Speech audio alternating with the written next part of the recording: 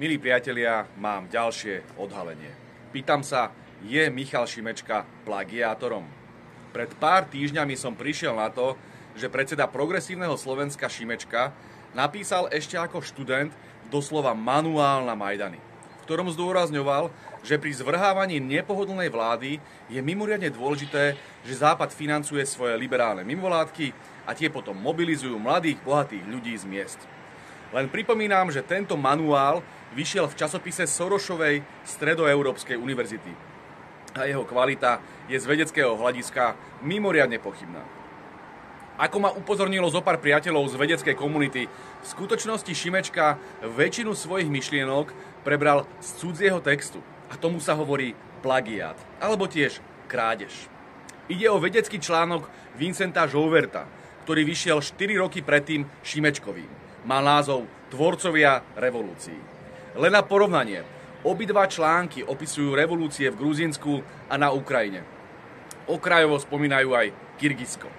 Obidva články spomínajú najmä srbskú skupinu Odpor, ktorá predtým zvrhla prezidenta Miloševiča a následne podľa toho istého návodu pomohla organizácii Kmara zvrhnúť Ševarnadzeho v Gruzínsku.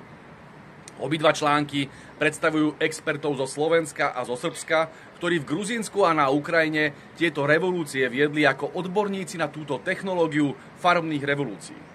Obidva články týchto lídrov revolúcií predstavujú ako ľudí s perfektnou angličtinou, z lepšie situovaných vrstiev, ktorí majú blízko k západu a najmä k USA. Obidva články dávajú priestor týmto slovenským a srbským špecialistom, aby opísali svoje metódy a svoj recept na úspech v Majdane. Obidva články opisujú, ako predovšetkým títo experti musia naštartovať, inšpirovať, nadchnúť miestnych aktivistov, dodať im odvahu, doslova ich viesť za ruku, aby robili veci tak, ako treba, aby režimová zmena úspela. Obidva články opisujú, ako treba viesť kampaň a zdôrazňujú dôležitosť vystihnutia správneho momentu na prevrat. Obidva články zdôrazňujú úlohu mládeže pri farebnej revolúcii, lebo tá je najľahšie manipulovateľná, odvážna, plná energie a prirodzene radikálna. Obidva články farbisto opisujú formovanie skupinky majdanistov pod vedením zahraničného lektora, jej psychologické a teoretické usmerňovanie a každodennú prácu, prípravu korporátnej značky, využívanie satíry, šírenie plagátov a podobne. Však to poznám.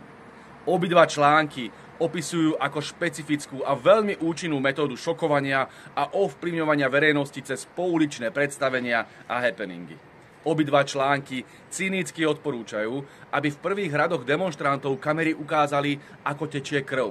To veľmi efektívne vzbudzuje emócie u divákov. Obidva články sa dotknú aj otázky peňazí, pričom konštatujú, že na takúto akciu treba veľa peňazí a tie môžu prísť jedine zvonku, konkrétne zo západu. Mohol by som pokračovať, priatelia, ale jednoducho tieto dva texty sú napísané ako cez kopírák.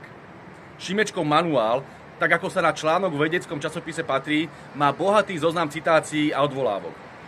Zvláštne je, že akurát Jouverta v zozname literatúry ani raz nespomína, hoci na neho ako známeho autora pri štúdiu literatúry na tému farebných revolúcií zákonite musel natrafiť.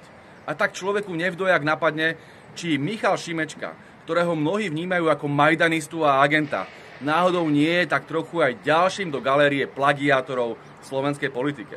Spomeňte si, Matovič ukradol svoju diplomovú prácu. Gröling je takisto plagiátor.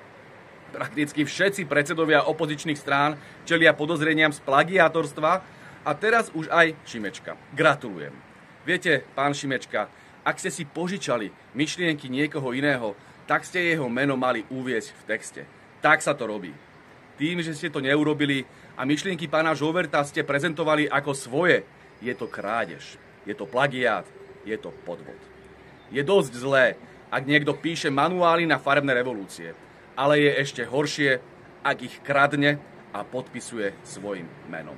Nemyslíte?